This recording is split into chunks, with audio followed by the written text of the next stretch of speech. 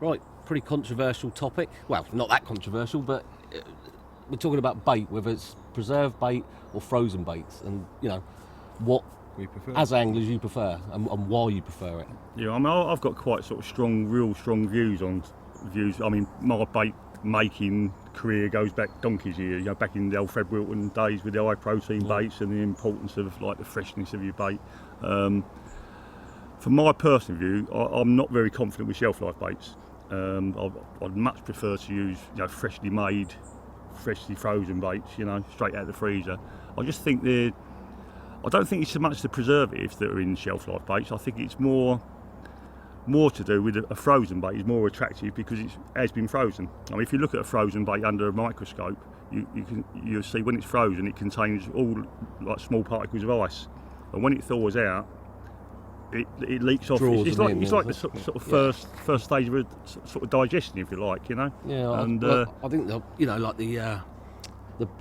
the ready-mades literally are denatured because they're either air drying them right out or they're completely dry with preservative as well.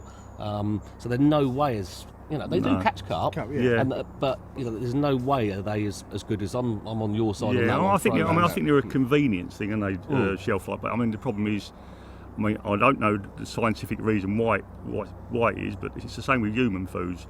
Like frozen baits, if you refreeze them, they never seem to work as well again, do they? No, Perhaps the exception might be something like Richworth Tutti Frutti, where you can keep banging them back in the freezer and they go sticky and they work really well. But generally, sort of baits with an high nutritional value, if you refreeze them, they just don't seem to work. So, therefore, people buying bait, and in this day and age, bait is quite expensive, isn't it? Like $10.99 a kilo. So you get a fella for a day's fishing. You work in a retail shop. So you see what the general public buy. Yeah. And what would you say percentage-wise?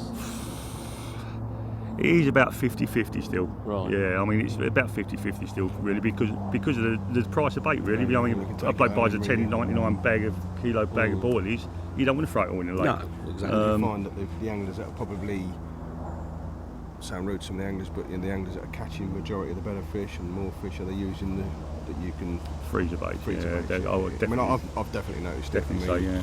I think we've spoke to this before about this before. For me, if I go into a water, I quite often like to keep my baits frozen on the day session because I fished Cottermill years ago and it was just I noticed I was catching immediately, thinking my baits were still frozen going out, and basically it was all the crystals of all on the outside. So I used to tip a bit of water in, a bit of flavour in it, let it soak in the bait, freeze it. Yeah, well, actually not long ago, I always used to take me baits to the lake in the flask, frozen in the flask, tip out what I want at the beginning of the session, and that's it, like fresh as possible. I've heard people doing that in the winter now. That's the latest thing, is to take a flask of boiling hot water and just put the boilies out warm. And in the winter they're getting extra bites by it. Yeah, I've heard of that.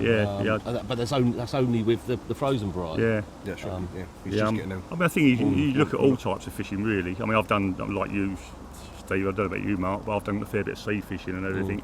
And like you go out sea fishing and like on a boat and you can get mackerel that you bought from the fishmonger that morning, but it's nothing like as good as catching a mackerel, cutting the fillet out of it and using that as bait. I mean, fresh bait generally is the best for everything, you know. I mean, I suppose the exception is like fishing for stingray or something like that, where they old manky lump and ragworm or something like that, you know.